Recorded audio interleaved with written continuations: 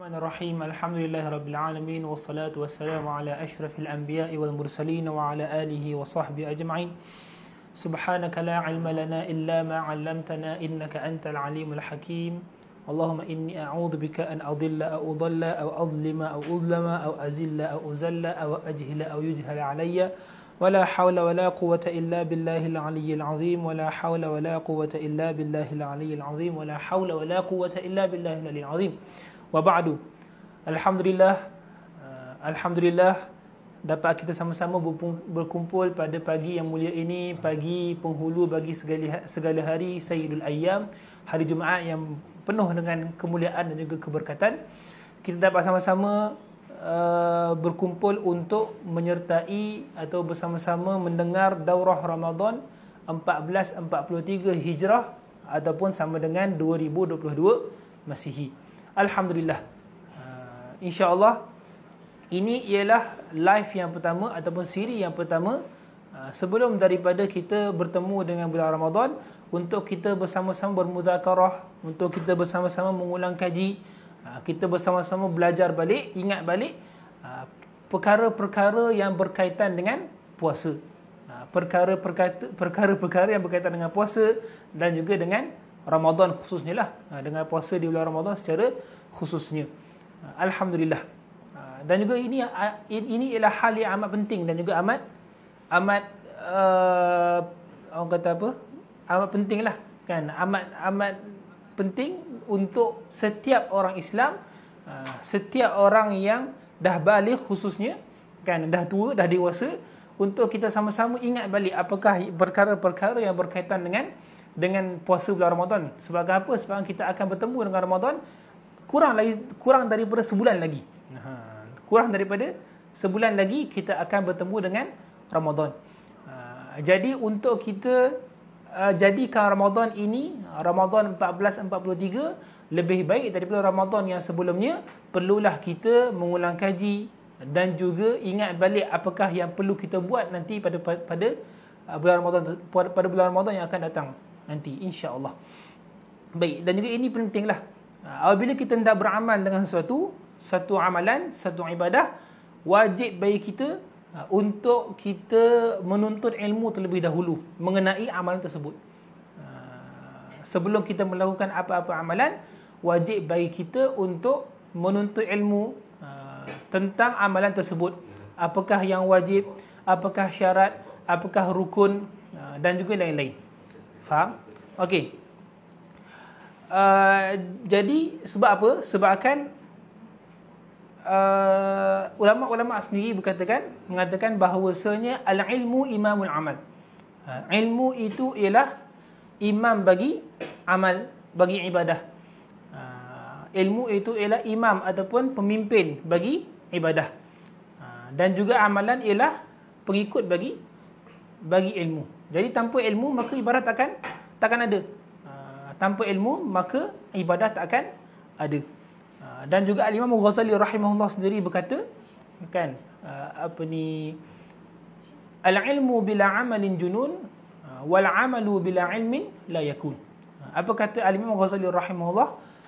Al-ilmu bila amalin junun. Ilmu tanpa amalan itu ialah satu kegilaan. Maksudnya apabila seorang itu ada ilmu, apabila seorang itu ada pengetahuan tentang suatu, dan juga dia tidak beramal dengan ilmu tersebut, maka itu ialah satu kegilaan, satu benda yang tak masuk akal. Seperti apa? Seperti orang ada alat-alat kan, seperti orang tu dia menghadapi satu kebahayaan, dan juga di hadapan dia ada senjata-senjata kan, untuk menolak kebahayaan tersebut, tapi dia tak gunakan senjata tersebut untuk menolak kebahayaan tersebut. Jadi itu ialah perkara yang tak masuk akal dan juga perkara yang gila lah, senang kata. Orang gila je buat gitu. Faham Baik. Kemudian wal amalu bila ilmin la yakun, dan juga amalan tanpa ilmu itu la yakun, tidak akan berlaku ataupun tidak akan jadi. Sebab apa? Sebab apabila seorang itu dia melakukan satu amalan tanpa ada ilmu tentang amalan tersebut, maka tidak sahlah amalan tersebut walaupun betul. Dia meniru-niru orang lain kan, dia meniru orang lain tanpa ada ilmu, walaupun betul dia tiruan tersebut betul, tapi amalan tersebut tidak sah. Jadi ini ialah kepentingan ilmu untuk kita, kepentingan ilmu untuk kita melakukan ibadah. Kepentingan ilmu sebelum kita melakukan sebarang ibadah. Baik. Dan juga banyak juga boleh juga orang kata apa, sambil kita bermuzakarah, mengulang kaji dalam darah Ramadan bersama dengan Iltizam Relief Society ini, kita mendapat faedah atau mendapat kelebihan orang yang menuntut ilmu. Kan Allah Subhanahu wa taala berfirman, A'udzu billahi minasyaitonir rajim, ya ayyuhalladzina amanu idza qila lakum tafassahu fil majalisi fafsahu yafsahillahu lakum wa idza qila inshuzu fanshuzu yarfa'illahu alladhina amanu minkum walladzina utul ilma darajat. Apa Allah SWT berfirman, wahai orang yang beriman pun adalah, kan ini punya nak beritahunya, yarfa'illahu alladhina amanu minkum walladzina utul ilma darajat. Allah Subhanahu wa taala mengangkat darjat orang-orang yang beriman dan juga orang-orang yang menuntut ilmu daripada kalangan orang Islam. Jadi moga-moga kita dapat kelebihan tersebutlah. Darjat kita ditinggikan dan juga ilmu kita diberkati oleh Allah Subhanahu wa taala, insya-Allah. Baik.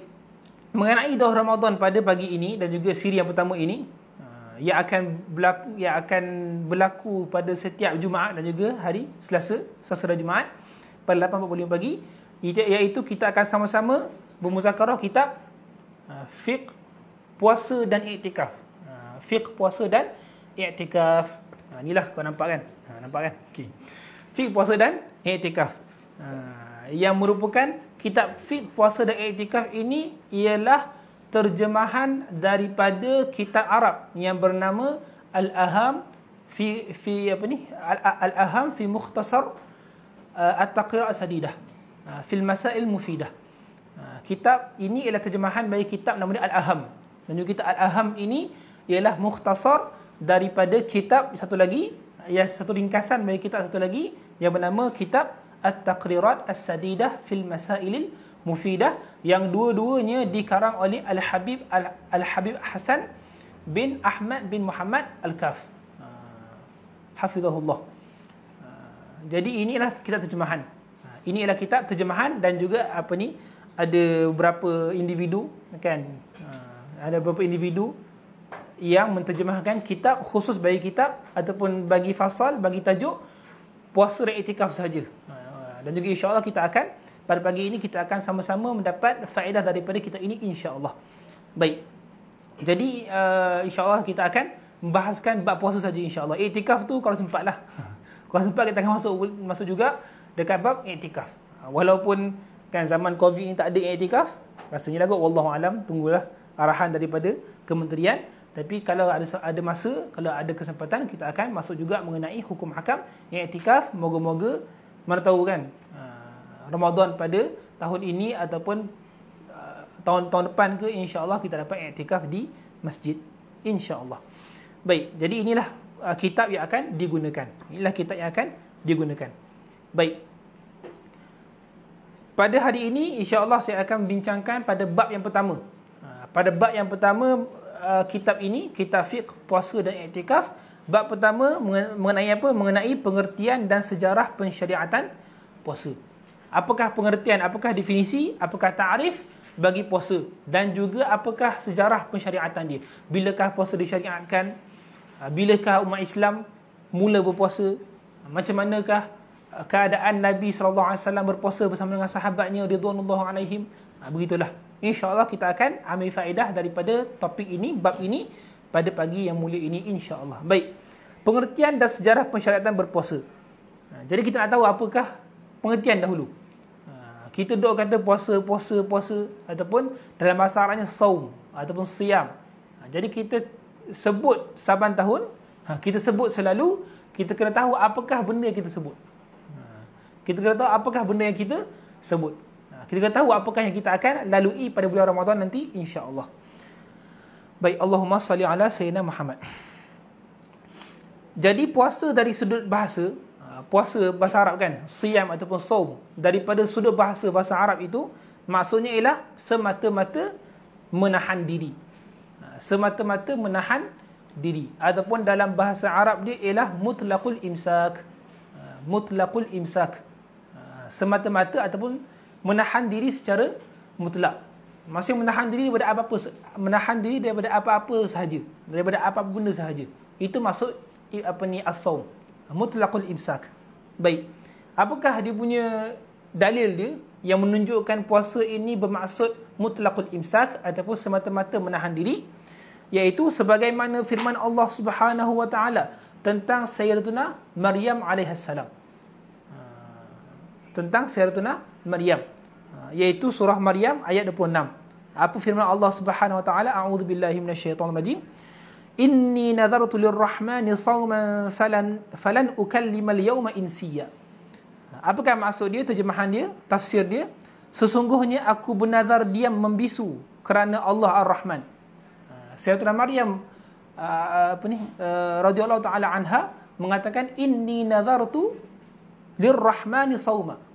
Sesungguhnya aku, iaitu Sayyidatuna Maryam, bernazar atas Allah Subhanahu wa taala, kerana Allah Subhanahu wa taala sauma. Jadi saum atau siam, kalau kita sebut, kalau kita terjemahkan dalam bahasa Melayu, ialah puasa. Ialah puasa. Jadi adakah kat sini Sayyidatuna Maryam radhiyallahu taala anha dia hendak berpuasa, maksudnya dia tak makan dan minum? Jadi kat sini maksud dia apa benda? Maksud dia ialah membisu. Diam membisu. Kat sini menahan diri apa? Menahan diri daripada berkata-kata.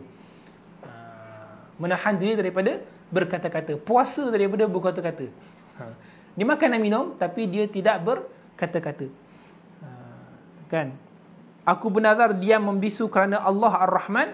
Setelah aku menyatakan yang demikian, maka aku tidak akan berkata-kata kepada siapa pun dari kalangan manusia pada hari ini. Jadi ini kalau kita tengok kisah Sayyidatuna Maryam radhiyallahu taala anha dan juga Nabi Isa alaihi salam lah.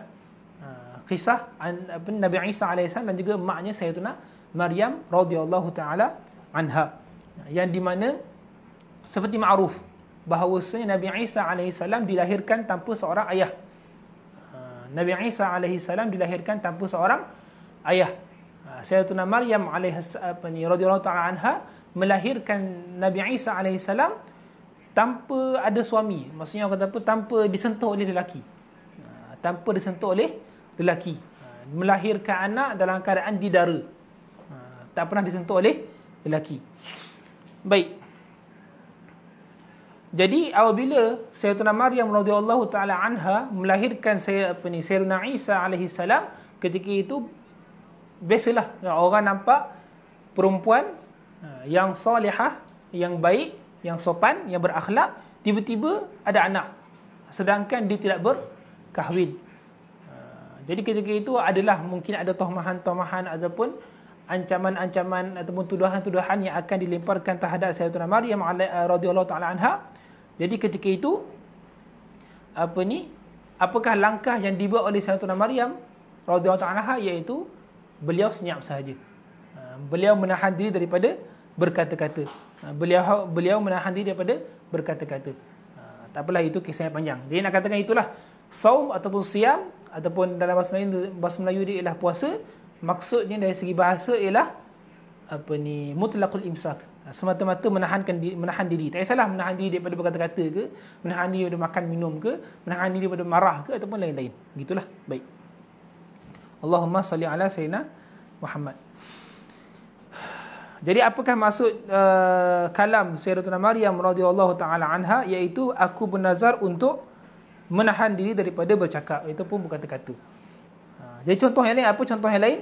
Berkata seorang penyair ketika menggambarkan tentang peperangan. Ini syair orang Arab lah, kan? Nak katakan macam mana orang Arab dahulu menggunakan perkataan saum atau siam ini.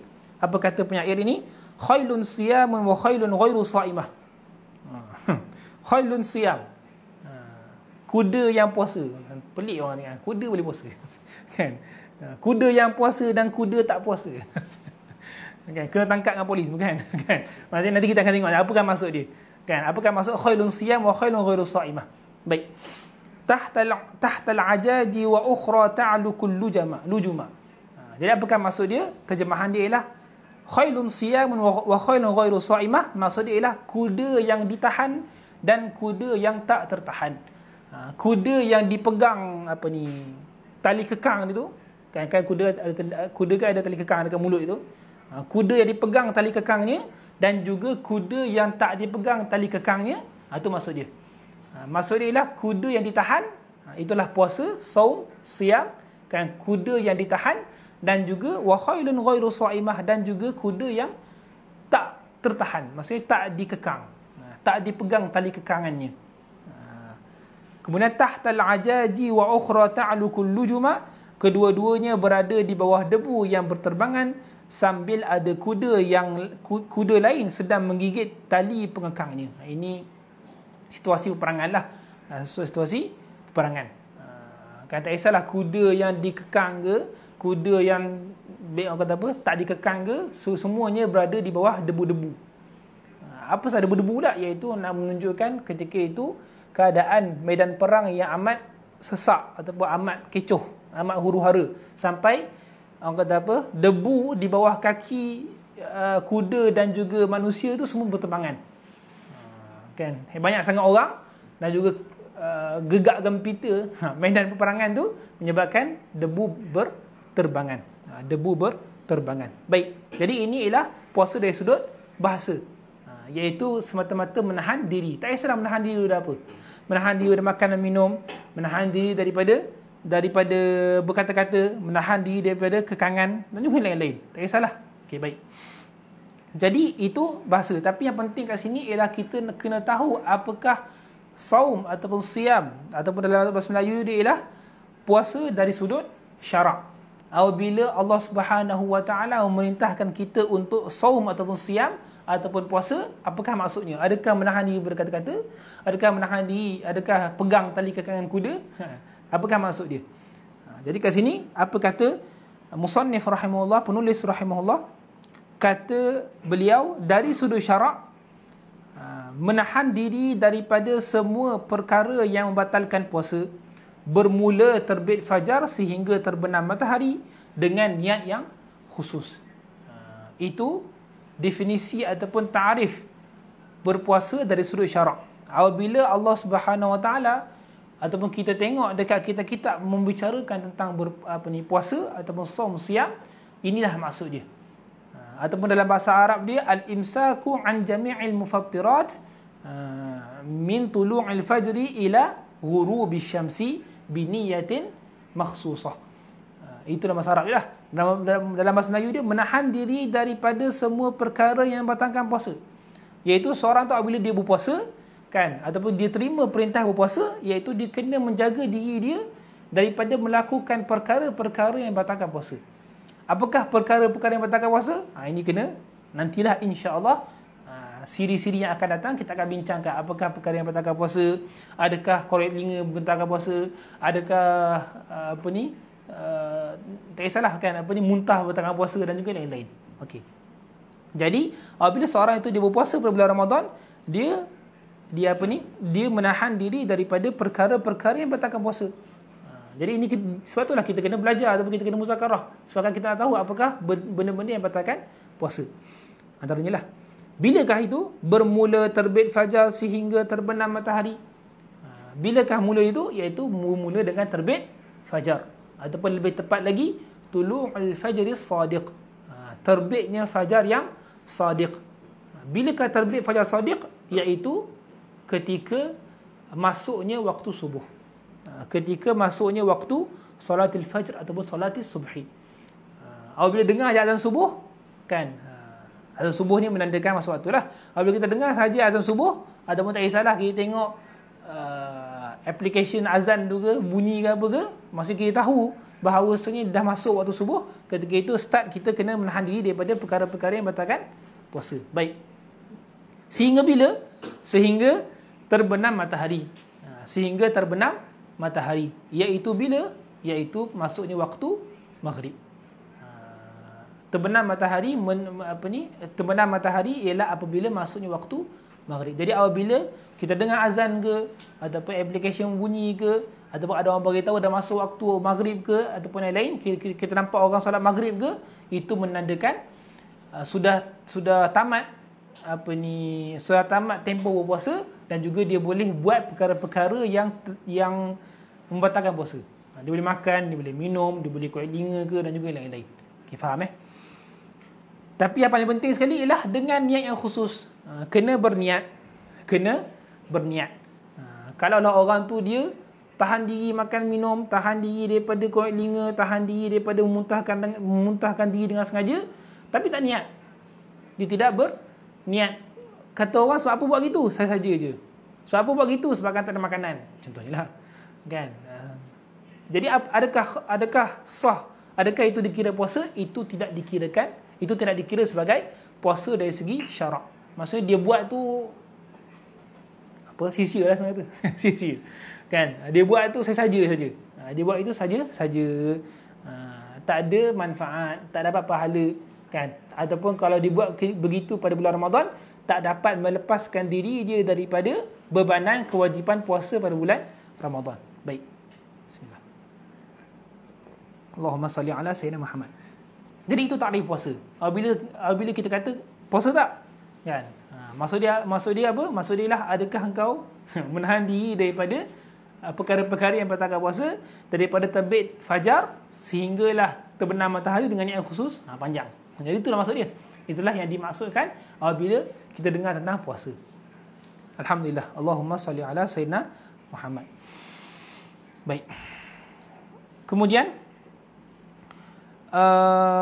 jadi apakah dalil dia? Kan? Dalil pensyariatan puasa iaitu firman Allah Subhanahu wa taala, A'udzu billahi minasyaitonir rajim. Ya ayyuhalladzina amanu kutiba alaikumus siyamu kama kutiba alal ladzina min qablikum la'allakum tattaqun. Apakah tafsir dia, terjemahan dia? Wahai orang-orang yang beriman, kamu diwajibkan berpuasa. Kutiba alaikumus siyam kama kutiba alal ladzina min qablikum, sebagaimana diwajibkan atas orang-orang yang dahulu daripada kamu. Kan, kama kutiba alal ladzina min qablikum la'allakum tattaqun, supaya atau moga-moga kamu bertakwa. Jadi inilah dalil pensyariatan puasa. Allah Subhanahu wa taala mengatakan umat Nabi Muhammad ketika itu, kan, kitalah umat Nabi Muhammad sallallahu alaihi wasallam, ditulis atas kita ataupun diwajibkan atas kita untuk berpuasa.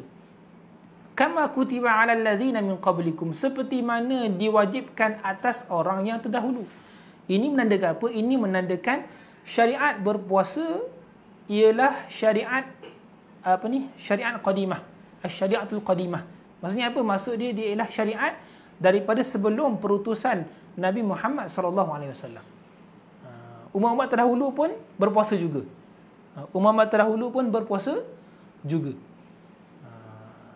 Tapi ada khilaf ulama lah macam mana mereka berpuasa. Ada khilaf ulama macam mana mereka berpuasa. Kan, antaranya ialah Al-Imam Hasan Al-Basri rahimahullah. Al-Imam Hasan Al-Basri rahimahullah, beliau mengatakan, menafsirkan ataupun memberitahu tentang amalan-amalan puasa umat-umat yang terdahulu. Dikatakan bahawasanya orang Yahudi dahulu diwajibkan untuk berpuasa bulan Ramadan. Dikatakan. Sebabkan ada yang utamanya ialah ulama mengatakan bahawasanya puasa bulan Ramadan ini ialah khusus bagi umat Muhammadiyah. Tapi dikatakan juga, ada juga pandangan yang mengatakan bahawasanya orang Yahudi pun dahulu puasa Ramadan. Tapi mereka meninggalkan puasa Ramadan untuk puasa pada hari Ashura. Mereka meninggalkan puasa Ramadan untuk berpuasa pada hari Ashura. Apakah itu hari Ashura? 10 Muharram. Yang dikatakan kerana berpuasa kerana itulah hari Allah Subhanahu wa taala menyelamatkan kaum Bani Israel daripada Fir'aun laknatullahi alaihi. Baik.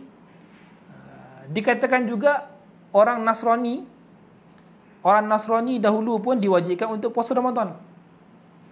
Orang Nasrani, orang Kristian pun diwajibkan untuk berpuasa Ramadan.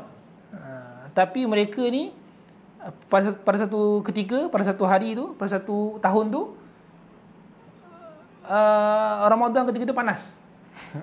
Panas. Kan? Jadi sebabkan panas sangat, mereka pun musyarat kan, dia punya rahib-rahib mereka bermusyarat kan, berbincang untuk mengalihkan puasa pada hari yang panas tersebut atau bulan yang panas tersebut pindah kepada Ar-Rabi', musim bunga. Kerana apa? Kerana supaya kurang panas sikit. Kerana untuk kurang panas sedikit.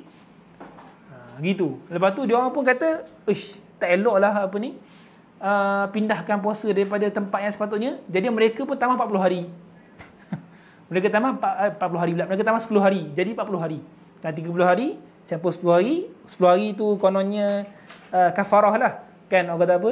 Nak menampung apa ni, kesalahan mereka yang pindahkan puasa tu dekat tempat lain. Tambah 10 hari dia 40 hari.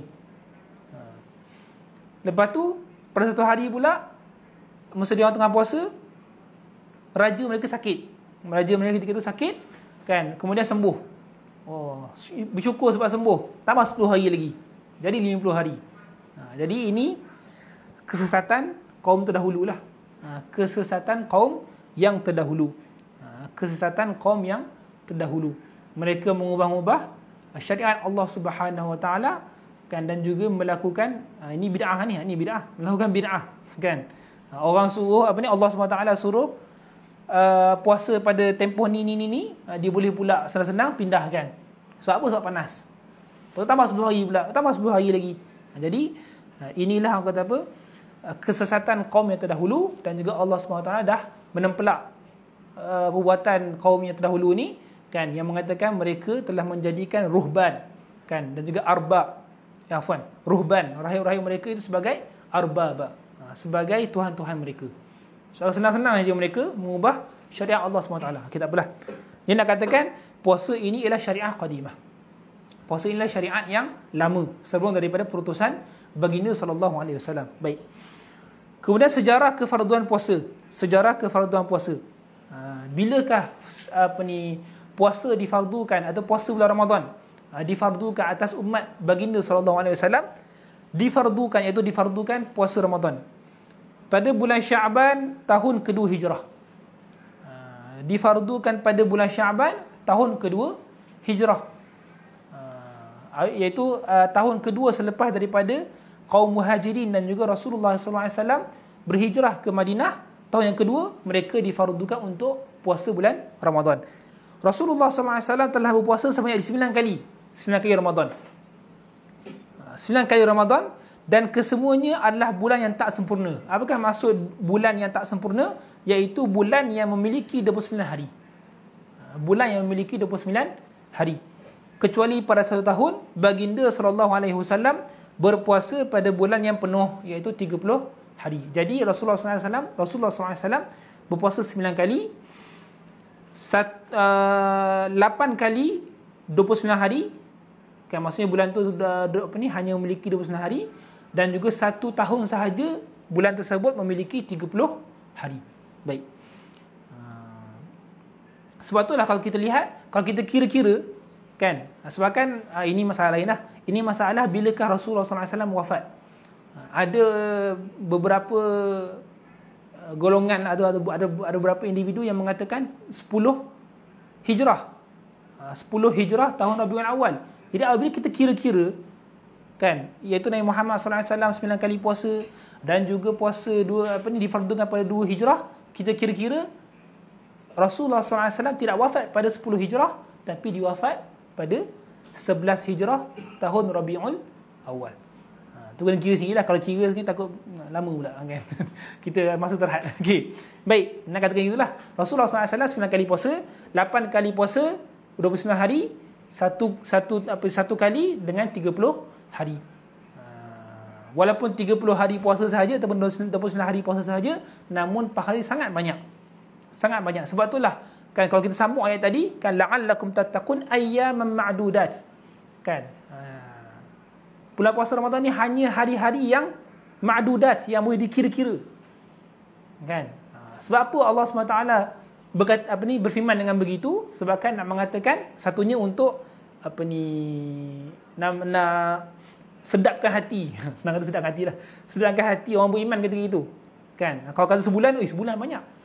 Kalau kata sikit hari je, sikit hari, okey, tak apalah, elok sikit. Gitulah. Dan juga nak mengatakan juga, walaupun 29 hari atau walaupun 30 hari, namun pahala sangat banyak. Nanti kita akan bincang sikit insya-Allah. Sejarah Ramadan adalah bulan ke-9 daripada bulan-bulan Arab. Ianya merupakan sebaik-baik bulan. Bulan ini dinamakan Ramadan kerana dikatakan ketika mana masyarakat Arab memberi nama pada bulan-bulan, bulan tersebut berbetulan ataupun kebetulan mengalami cuaca panas yang terik. Lalu mereka menamakannya sebagai Ramadan, yang berasal daripada perkataan ar-ramda, iaitu panas terik. Jadi apabila orang Arab ketika itu dia nak namakan bulan Ramadan, kan, kita tengok ketika nak namakan tu panas, kan. Jadi mereka pun namakan bulan tu bulan Ramadan, bersempena dengan ar-ramda, iaitu cuaca panas atau panas terik. Gitulah. Jadi sebab daripada itulah apa ni, Ramadan ini namanya, bulan Ramadan ini dinamakan sebagai Ramadan. Walaupun jatuh pada musim sejuk, nama Ramadan juga. Sebab apa? Sebabkan masa orang Arab namakan tu, masa tu cuaca panas. Dikatakan juga kerana ia menghapuskan dosa, iaitu memadamkannya. Dikatakan juga kenapa Ramadan ini dinamakan sebagai Ramadan, kerana kepanasan bulan Ramadan itu menghapuskan dosa-dosa, membakar dosa-dosa, memadamkan dosa-dosa. Jadi itu antara sebab-sebab bulan Ramadan dinamakan Ramadan lah. Baik. Kemudian sikit lagi insya-Allah kita kata tentang fadilat Ramadan. Apakah fadilat Ramadan dan berpuasa? Apa kata musannif rahimahullah? Banyak ayat Quran dan hadis yang menyebut tentang fadilat Ramadan. Antaranya firman Allah Subhanahu wa taala, a'udzubillahi minasyaitonir rajim, kulu washrabu hani'an bima aslaftum fil ayyamil khaliyah. Apakah terjemahannya? Masing-masing dipersilakan menikmatinya, dengan dikatakan, makan dan minumlah kamu makanan dan minuman sebagai nikmat yang lazat dan baik kesudahannya. Ini masuk ke syurga nanti, kan. Kulu washrabu hani'an, hani'a, kan. Makan dan minumlah yang elok-elok. Kerana apa? Dengan sebab amal-amal yang soleh yang telah kamu kerjakan pada masa yang lalu di dunia. Dan juga ada ulama yang menafsirkan yang dimasukkan dengan al-ayyamil khaliyah, masa-masa yang lalu, ialah ketika kita berpuasa pada bulan Ramadan. Ketika kita berlapar dan berdahaga ketika bulan Ramadan, maka kat syurga tak payahlah berlapar dan dahaga, makan dan minumlah dengan makanan dan juga minuman yang lazat. Kemudian dan firman Allah Subhanahu wa taala, was-saimina was-saimati wal-hafizina furujahum wal-hafizat wadh-dhakirina Allah katsiran wadh-dhakirat a'adda Allahu lahum maghfiratan wa ajran 'azima. Terjemahannya, dan orang-orang lelaki yang berpuasa serta orang-orang perempuan yang berpuasa, dan orang-orang lelaki yang memelihara kehormatannya serta orang-orang perempuan yang memelihara kehormatannya, dan orang-orang lelaki yang menyebut nama Allah Subhanahu wa taala banyak-banyak serta orang-orang perempuan yang menyebut nama Allah banyak-banyak. Apakah dia punya balasannya? Allah Taala telah menyediakan bagi mereka semua keampunan dan pahala yang besar. Ada soalan? Ada soalan? Mat Syah Fifi. Dia ada ais tu, satu tu. Dia fan ke? Okey. Apakah hukumnya sekira apabila di bulan Ramadan seorang itu tidur di waktu malam hari dan apabila terjaga di waktu pagi dan dah mula berpuasa, didapati air mani keluar daripada kemaluannya? Masya-Allah. Bolehkah dia meneruskan puasa dan sahkah puasanya itu, Ustaz? Ini soalan nanti lah, tapi secara ringkas je, kalau dia berniat puasa sebelum tu, kan, dan juga dia tidur, kan, dia tak sahur, contohnya lah dia tak sahur, bangun dah subuh, tiba-tiba keluar air mani, puasa dia sah, tak ada masalah. Puasa dia sah kerana suci bukannya syarat bagi berpuasa. Suci daripada hadas bukannya syarat bagi berpuasa. Jadi dia mandi wajib, lepas tu dia teruskanlah puasa. Gitu. Harap menjawab lah. Baik. Nak detail lagi, siri akan datang insya-Allah. Baik. Kemudian sikit lagi insya-Allah, dalam sebuah hadis kursi Allah Taala berfirman.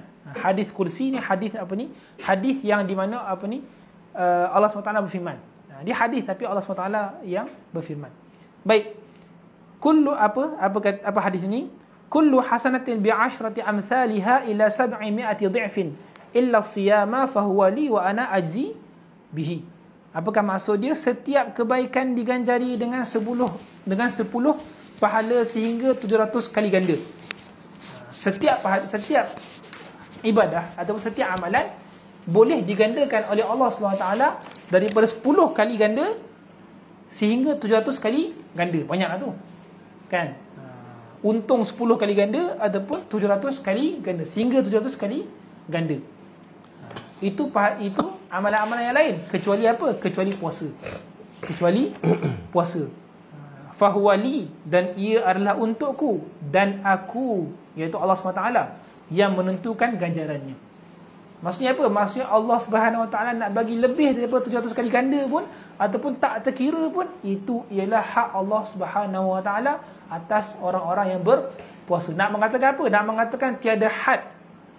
Nak mengatakan tiada had ganjaran ataupun pahala bagi orang yang berpuasa. Apabila contohnya lah, orang tu solat ataupun orang tu bersedekah, jadi amalan itu mungkin diganjari 10 kali ganda ataupun sehingga 700 kali ganda. Tapi apabila orang tu dia berpuasa, terpulang kepada Allah SWT, Allah SWT sendiri yang akan menentukan ganjaran orang yang puasa tersebut. Kan 10,000 kali ganda ke, 1,000,000 kali ganda ke, itu ialah hak Allah Subhanahu Wa Taala. Kenapa? Kerana fahuwali, kerana puasa itu ialah hak Allah Subhanahu Wa Taala. Kemudian, dan hadis yang lain, man shama yawman fi sabilillahi azza wa jal ba'adallahu minhu jahannam masirata mi'ati amin. Terjemahannya, sesiapa yang berpuasa sehari di jalan Allah SWT, Allah akan menjauhkannya daripada api neraka yang jarak 100 tahun perjalanan. Barang siapa yang puasa dalam keadaan dia berjuang dalam jalan Allah SWT, maka Allah SWT akan menjauhkan orang puasa tersebut dengan api neraka. Apakah jarak dia? Sejarak 100 tahun perjalanan. Jauh lah maksudnya, jauh, kan? Kita 5 jam perjalanan naik kereta pun sakit pinggang, kan? Apalagi lagi 100 tahun perjalanan. Bukan sakit pinggang, mati lah. tak tempat pun. Baik. Allahumma salli ala sayyidina Muhammad. Soalan lagi. Bagaimanakah orang berdekatan kutub utara akan tahu waktu mula puasa dan waktu buka, kerana ada masa mereka siang sepanjang hari? Okey. Ini pun khilaf ulama, secara ringkaslah. Khilaf ulama, ada yang mengatakan ikut waktu Mekah, ada yang katakan ikut zon waktu yang ada siang malam yang terdekat. Contoh macam kutub utara yang paling dekat apa? Paling dekat contohnya pantai lah. Denmark ke Greenland ke, tak kisahlah. Iceland dan juga Greenland ketika itu ada siang malam. Ikutlah zon Greenland dan juga Iceland. Jangan betul-betul ikut pula. Ini orang kata apa? Ini contohnya lah. Baik. Sikit lagi, ada lagi lah. Ini saya baca laju lah sebabkan kita kesusahan masa. Kan? Lah hadis yang lain, lis-sha'imi farhatan yafrahuhuma idza aftara fariha bi fitrihi wa idza laqiya rabbahu azza wa jalla fariha bi shaumihi. Apakah maksud dia? Bagi orang yang berpuasa itu ada 2 kegembiraan. Yang pertama, apabila berbuka dia bergembira. Yang kedua, apabila bertemu dengan Allah SWT dia bergembira. Ada 2 kegembiraan, satu ketika buka puasa, satu lagi ketika bertemu dengan Allah SWT. Baik, itulah sedikit sebenarnya tentang pengertian secara persyariatan dan juga fadilat berpuasa, kan. InsyaAllah kita akan bertemu pada Selasa yang depan, siri yang kedua, kan. Kita yang sama insya-Allah, orang sama insya-Allah. Baik, wallahu a'lam.